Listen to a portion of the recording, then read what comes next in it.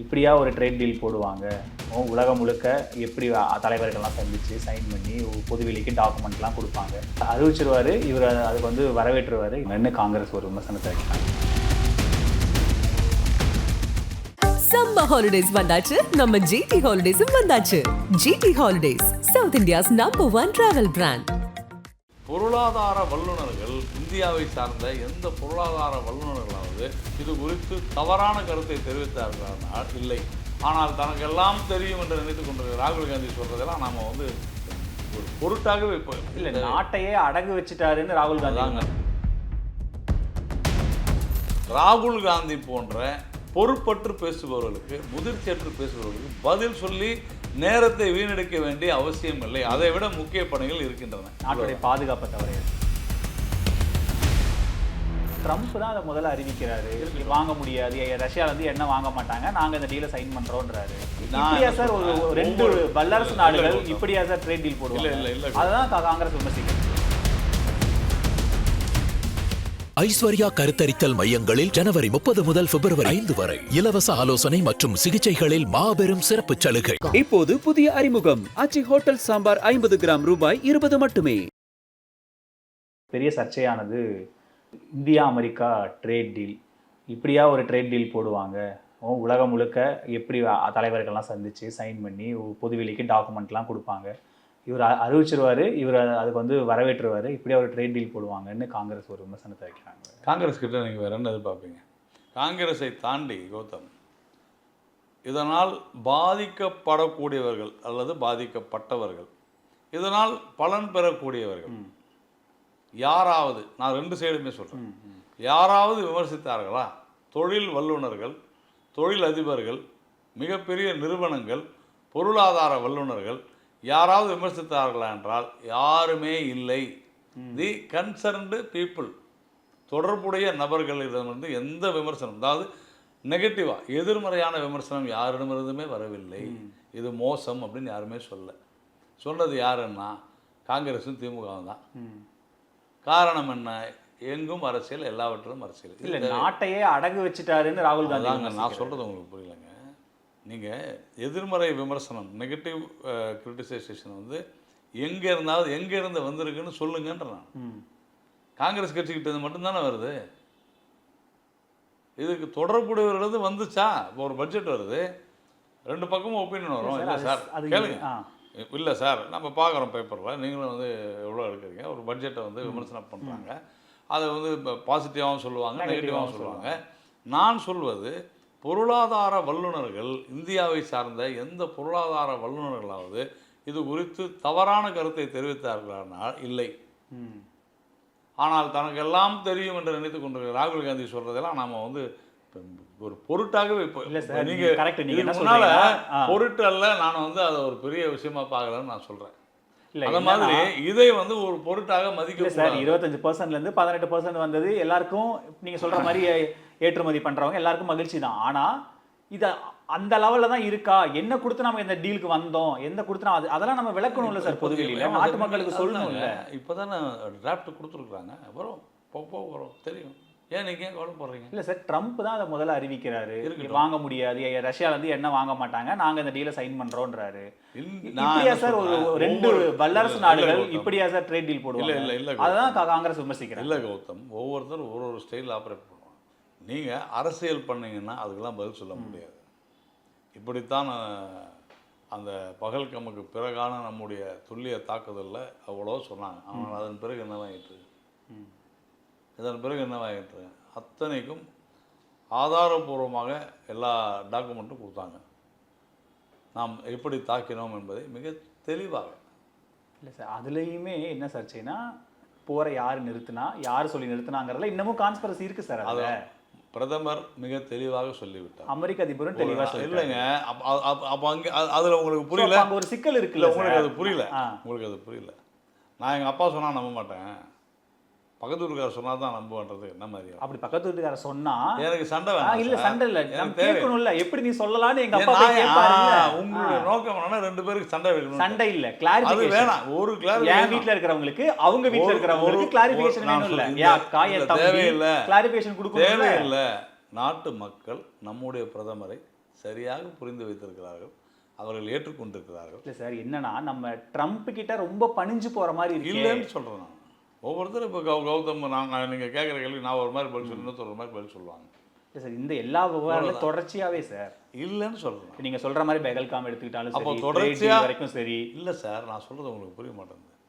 பெஹல்காம் விவகாரத்தில் நாம் தான் சரி என்பதை நாம் சரியாக நிரூபித்து விட்டோம். ம்.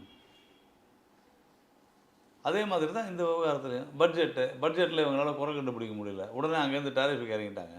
இப்போ டேரிஃபை 2 நாளில் மறந்து போயிடுவாங்க, அடுத்தது வேறு எதுக்குன்னு குதிப்பாங்க. இவ்வளோதானே. பட்ஜெட்டை விமர்சனம் பண்ணாங்க. இது போன்ற ஒரு அவங்க ரொம்ப சிம்பிளா ஒன்று தான் சார் கேட்குறாங்க. நீங்க ஒரு விஷயத்த பண்றீங்க, அதுக்கு கிளைமை அமெரிக்கா எடுத்துக்குது, அதுக்கான விஷயங்களை அமெரிக்கா அறிவிக்குது, ட்ரம்ப் பேசுறாரு, பிரதமர் அதை வரவேற்கிறாரு. யார் இந்த நாட்டுக்கு பிரதமர்னு கேட்குறாங்க? 50% ட்ரம்ப்பா பிரதமர் மோடி அவர்களாம் கேட்குறாங்க. 50% வரி போட்டது யார்? ட்ரம்ப் தான் போட்டாரு. அதை திரும்பி பெற்றது யார்? ட்ரம்ப் தான் திரும்ப வாங்கியிருக்காரு. அவ்வளோதானே.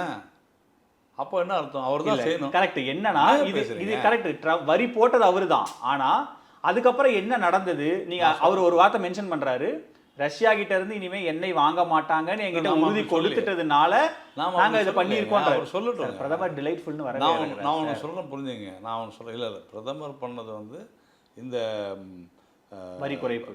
வரி குறைப்பை தான் அவர் பேசியிருக்கிறாரு. மற்ற விஷயங்கள்லாம் இனிமேல் தாங்க ஒன்று ஒன்றா வரும். ஏன் கொல்லப்படுறீங்க? இன்னும் இப்பயுமே முழுமையான அக்ரிமெண்ட் என்னன்னு உங்களுக்கு தெரியுமா? அதுதான் பிரச்சனையே இருக்கு இப்போ. அதுதான் எல்லாரும் கேட்குறாங்க. It will take time.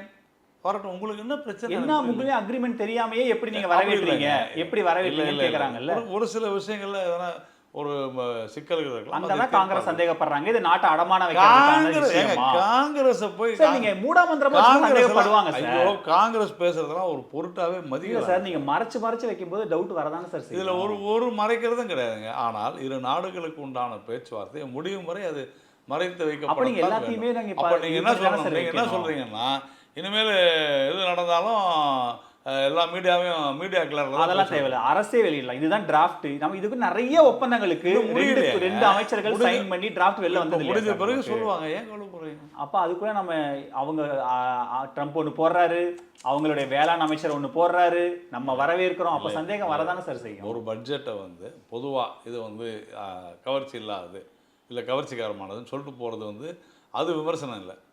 ஒவ்வொரு விஷயமா பேசுறது தான். அது வரும் காலம் வரும். அமெரிக்க வேளாண் பொருட்களுக்கு இனிமே சொர்க்கம் அப்படின்னு ஒரு வார்த்தை மென்ஷன் பண்றாரு. அமெரிக்க வேளாண் என்ன பதில் சொன்னாரு? அப்படி எதுவும் இல்லைன்றாரு.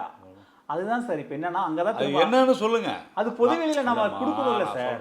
அப்படி ஒன்றும் நடக்கல. 3 மாசம் வெயிட் பண்ணுங்க, மார்ச் மாசம் டிராஃப்ட் வரும்னு சொல்றாரு. பியூஷ் கோயல் மிக தெளிவாக என்னென்ன பொருள்னு பட்டியல் போட்டு கொடுக்குறாரு. மார்ச் மாசம் தான் டிராஃப்ட் வரும்னு சொல்றாரு. அதுல என்னென்ன பொருள்லாம் பேசிருக்கிறோன்றது இருக்குது இல்லையா? இருக்குது. பியூஷ் கோயல் மிக தெளிவாக சொல்லியிருக்காரு. உங்களுக்கு என்ன பிரச்சனை? காங்கிரஸுக்கு நல்லா தெரியும். It will take some time. இன்னும் 1 மாதம் ஆகும், 1.5 மாதம் ஆகும்னு தெரிஞ்சு வேணும்னு. அதாவது இது நடந்துவிடக்கூடாது, இந்த ஒப்பந்தம் நிறைவேறிவிடக்கூடாது என்று துடிக்கிறார்கள் காங்கிரஸ்காரர்கள். இவ்வளவுதான். ஒருவேளை ட்ரம்ப் அவர் எப்பவுமே அவருடைய பேட்டர்னே இப்படிதான் இருக்கிறதுனால நீங்க அதை கன்சிடர் பண்ணாதீங்கன்றீங்க. அப்படி இல்லை. இது எல்லாமே ஒரு ராஜதந்திரம் தான் என்னை பொறுத்தவரையில். ஒவ்வொருத்தருக்கும் ஒவ்வொரு மாதிரி தான் நம்ம பேசி ஆக வேண்டும். ஒவ்வொருத்தரிடம் ஒவ்வொரு ஸ்டைல் இருக்கும். நம்மளுடைய ஸ்டைலில் நம்ம ஆன்சர் பண்ணுவோம். இவ்வளோதான் விஷயம். சரி, இதை ஒட்டியே தான் இன்னொரு பெரிய பூதாகரமாக வெடிச்சது. இந்த ரமணி எழுதின புத்தகம் ஒன்று ஒரு பெரிய பேசுபொருளாக மாறிச்சு. நாடாளுமன்றத்தையே உலுக்கிருச்சு அந்த விவகாரம். அவையே நடக்கலை. உண்மையிலேயே அந்த புத்தகத்தில் குறிப்பிட்ட மாதிரியான விஷயங்களை ராகுல் காந்தி வெளிப்படையாக பேசுகிறாரு. அந்த புத்தகம் வெளிவந்து இன்னும் வரல. வெளிவராத புத்தகத்தை பற்றி நம்ம எப்படி பேச முடியும்? வெளிவராத புத்தகத்தை கரெக்ட் எங்கேயும் வரல. பொய் ஒருத்தர் வந்து இதை விட ஒரு பொய் பேசக்கூடிய ஒரு நபர். இவ்வளோ நேரம் ராகுல் காந்தி நீங்களே இப்போ எக்ஸ்போஸ் பண்ணிட்டீங்க. ராகுல் காந்தி இல்லாத ஒரு விஷயத்தை கையில வச்சிருக்காரு சார். இல்லாத எப்படி சார் சொல்லுவாங்க? ஒரு நாட்டுடைய வெளியே வராத ஒரு புத்தகத்தை நீங்க படிச்சீங்களா? இல்ல. ஏன் புத்தகம் என்ன வரல சார்? ஆனா புத்தகம் அவர்கிட்ட இருக்கு, அவர் தெளிவா சொல்றாரு. அப்படின்னா வேண்டுமென்றே இட்டுக்கட்டி சொல்ல வேண்டும் என்பதற்காக சொல்றாருன்றான். புரியுதா நான் சொல்றது உங்களுக்கு? முழுசா படிச்சுட்டு பேசுங்க. அவரு முழுசா படிச்சுட்டு அவர் போற வரவர் இல்லை சார். இந்த நாட்டுடைய எதிர்க்கட்சி தலைவர். அதுதான் நானும் சொல்றேன். ஏங்க போற வர மாதிரி பேசக்கூடாதுங்க. இந்த நாட்டினுடைய எதிர்க்கட்சி தலைவர் பொறுப்பா பேசுங்க. பொறுப்பா தான் புத்தகத்தை பிரதமர் கொடுக்குற நீங்க படிங்கன்றாரு. It's not permissible. பாராளுமன்றத்துல நீ செய்யக்கூடாத செஞ்சா தவறு தானே. அப்ப அதுல ஒரு விஷயம் சுட்டி காட்டுறாங்க. அதை பத்தி பேசுங்க. அவன் பொறுப்பு இல்லாதவன நீங்க நினைக்கிற மாதிரி எதை வேணாலும் பேசணுன்றதெல்லாம் இல்லைங்க. புரிஞ்சுங்க சார். எல்லாமே இல்லை சார். இது நாடாளுமன்ற அவைக்கு நீங்கள் மறுபடியும் சொல்கிறேன், நீங்கள் புரிஞ்சுக்கிங்க. அதாவது உங்கள் வயதுக்கு புரிந்து கொண்டு பேச வேண்டும். ராகுல் காந்தி மாதிரிலாம் பேசக்கூடாது. புரியுதா? பொறுப்போடு நடந்து கொள்ள வேண்டும். ராகுல் காந்தி மாதிரி நடந்து கொள்ளக்கூடாது.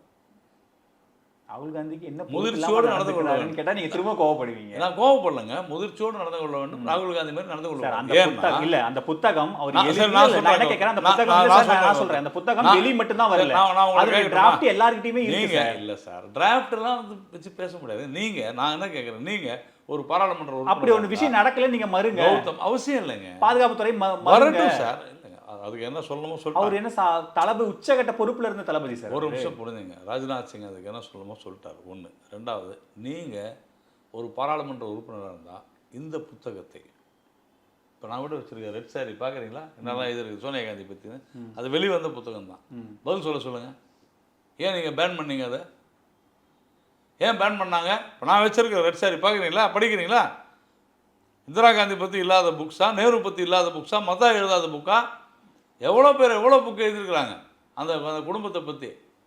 சஞ்சய் பாரு எழுதின புக்கு வச்சுருக்கிறேன். அது அங்கே பாருங்கள், எங்கே இருக்குது சஞ்சய் பாரு?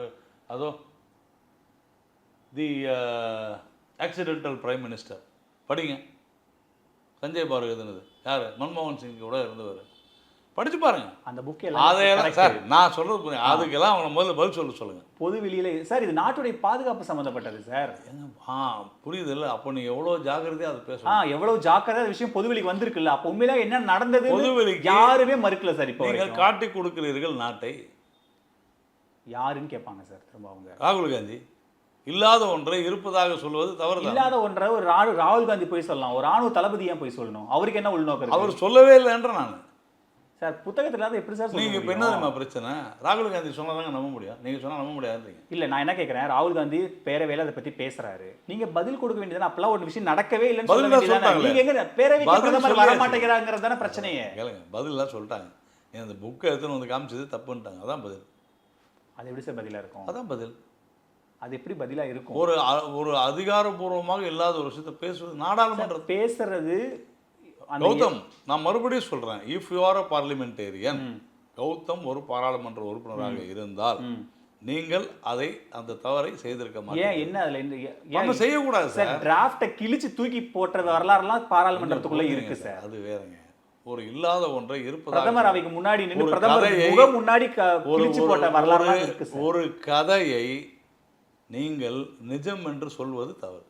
சரி, ராகுல் காந்தி கதை சொல்றாருன்னு இருக்கட்டும், அந்த ராணுவ தளபதி அது அவசியம் இல்லைன்ற. அதை விட முக்கிய அளவுலாம் நிறைய இருக்கு. டெய்லி நாட்டுடைய பாதுகாப்பு முக்கிய அளவு இல்லைன்றீங்களா? நான் ஒரு புக் எழுதுறேங்க. ராகுல் காந்தி நாட்டை காட்டி கொடுப்பதற்காக சீனா சென்றார், நான் ஒரு புக் எழுதி கொடுக்குறேன்னு வச்சுங்களேன், அதை பற்றி விவாதம் பண்ணுவாங்களா? அது பேசுபொருள் ஆச்சுன்னா விவாதம் பண்ண தான் செய்வாங்க. முட்டாள்தனமான வாதம் இது. தயவு செஞ்சு புரிஞ்சுங்க, இது ஒரு முட்டாள்தனமான ஒரு வாதம். ஆதாரத்தோட அந்த விமர்சனம் நான் சொல்றது பேசுபொருள் ஆகும் சார். நான் உங்களுக்கு சொல்றது புரியல. ராகுல் காந்தி போன்ற பொறுப்பற்று பேசுபவர்களுக்கு, முதிர்ச்சியற்று பேசுபவர்களுக்கு பதில் சொல்லி நேரத்தை வீணடிக்க வேண்டிய அவசியம் இல்லை. அதை விட முக்கிய பணிகள் இருக்கின்றன. நாட்டுடைய பாதுகாப்பை தவறையா சார்? நாட்டினுடைய பாதுகாப்பை கேள்விக்குறியாகுது அவகாதானது நாம இல்லை. அது அவசியம் இல்லை. பல விஷயங்கள் விவாதிக்க வேண்டிய நெசசிட்டியே கிடையாது. ஏனென்று சொன்னால் அவை பொருத்தமற்றவை, அவசியமற்றவை. நாட்டோட பாதுகாப்புல ஒரு காம்ப்ரமைஸ் நடந்திருக்குன்னு எதிர்க்கட்சி தலைவர் விமர்சனம் வச்சாருன்னா அது எப்படி பொருத்தமற்றவே ஆகும்? இல்லைன்னு ராணுவ அமைச்சர் சொல்றாரு, முடிஞ்சு போச்சு, அவ்வளவுதானே. அப்போ உங்க பார்வையில் அரசியல் இருக்குதா இல்லையா? ஒரு ராணுவத்துறை அமைச்சர் இல்லை என்று சொல்கிறார், மேட்டர் என்ன சார்? ராணுவ தளபதி சொல்றதும் அப்போ போய் நீங்க என்ன சொல்லணும்னா ஆமாங்க கண்டிப்பா தவறாதான் இருக்கும். அப்புறம் சார் அவர் தான் சார் நீங்க டியூட்டில இருந்தாருன்னு சொல்றாரு, நான் தான் இன்சார்ஜ்ல இருந்தேன்றாரு. அந்த புக்கு வெளியே வந்து படிச்சு பார்த்துட்டு அப்புறம் பேசுவோம். அது என்ன இருக்குன்னு தெரியாம நான் எங்கன்னு பேசுறது அது சரியானதாக இருக்காதுன்னு நான் நினைக்கிறேன். ஒவ்வொரு வார்த்தைக்கும் ஒரு விதமான அர்த்தம் கற்பிக்கொள்ள முடியும். அதனால் இது தேவையற்ற ஒரு வாதமாகத்தான் நான் கருதுகிறேன். அந்த புத்தகத்தை வழிவரட்டும், வந்தால் பார்த்துக்கொள்ளலாம். நிறைவா இப்போ தமிழக பாஜகக்குள்ள என்ன நடக்குது? என்ன நடக்கணும்னு நினைக்கிறீங்க நீங்கள்? இல்லை சார், ஏற்கனவே அண்ணாமலை அவர்களை பதவி பண்ண நாகேந்திரன் வந்ததுலேருந்து சலசலப்பு இருந்தது. அப்புறம் ஓரளவுக்கு டஸ்ட் செட்டில் ஆகிருந்தது. என்ன சலசலப்பு? என்ன டஸ்ட் செட்டில்? அண்ணாமலை ஆதரவாளர்கள்லாம் நாங்கள் இது பண்ண மாட்டோம், நிறைய வெளிப்படையாகவே நிறைய விஷயங்கள் நடந்தது. இல்லை என்ன நடந்துச்சு? அவர் அண்ணாமலை இது வரும்போது அவர் அழுது அவரை சென்ட் ஆஃப் பண்ணது, இது வரைக்கும் அப்படி பாஜக யார் சென்ட் ஆஃப்? அண்ணாமலை ஆதரவாளர்கள் எல்லாமே. யார் அவங்கெல்லாம்? யார்? பாஜகவினர் தான். சொல்லுங்கள் யாருன்னு சொல்லுங்கள், என்னென்ன பொறுப்பில் இருக்காங்க சொல்லுங்கள். இல்ல சார், எல்லாருமே பாஜக அனுதாபிகள் தான் சார். அண்ணாமலைக்கு நான் ஒரு மிகப்பெரிய ஆதரவாளர். நான் அழுவலையே. என்ன நீங்க உங்களுக்கு அழுக மாட்டீங்க சார், நீங்க பொறுப்புல இருக்கீங்க சார். எனக்கு அண்ணாமலையை ரொம்ப பிடிக்கும். அண்ணாமலை என்னுடைய தலைவராக நான் ஏற்றுக்கொண்டேன். ஓகே. எனக்கு ஒன்றும் இது அரசியல் கட்சி ஒவ்வொரு நாளும் பல்வேறு காரணங்களுக்காக ஒவ்வொரு விதமான முடிவுகளை ஒரு கட்சி எடுக்கும். அது அண்ணாமலைக்கும் தெரியும். உங்களுக்கு என்ன பிரச்சனை? அவ கரெக்ட், சூப்பர், நீங்களே வந்துட்டீங்க. நான் சொல்றேன், என்னை விட அண்ணாமலைக்கு ஆதரவாளர் என்னை விட பெரிய ஆதரவாளர் கிடையாது. அப்புறம் சூப்பர், நாராயணன் திருப்பதி அவர்களுக்கு இருக்கிற கிளாரிட்டி அண்ணாமலைக்கு இல்லையா?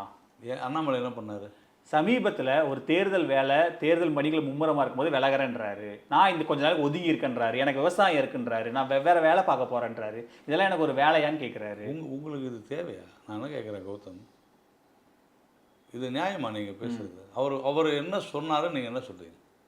அவர் என்ன காரணம் சொன்னார்? அவங்க அப்பாவுக்கு உடம்பு சரியில்லை. அதை நான் முதல்ல சொல்லிடுவேன். உங்கள் அப்பாவுக்கு ஒன்றுனா நீங்கள் சும்மா இருப்பீங்களா? மாநில தலைவராக இருந்தாருன்னா என்னங்க நான் என்ன பேசுறீங்க? யாராவது அன்னைக்கு இன்னைக்கு இல்லை சொல்றாரு, உங்களுக்கு என்ன பிரச்சனை சார்? நீங்க நான் ஒன்று சொல்றேன், முதல்ல புரிஞ்சுங்க இது என்னன்னு முதல்ல புரிஞ்சுங்க சார். காரணம் நான் சொல்றது கொஞ்சம் புரிஞ்சுங்க. சொல்லுங்க சார். முதல்ல இந்த விஷயம் என்ன தெரியுமா? அண்ணாமலை அவர்கள் அந்த 6 தொகுதி தானே சொல்றீங்க. ஆமா, எனக்கு 3 தொகுதி இருக்குது.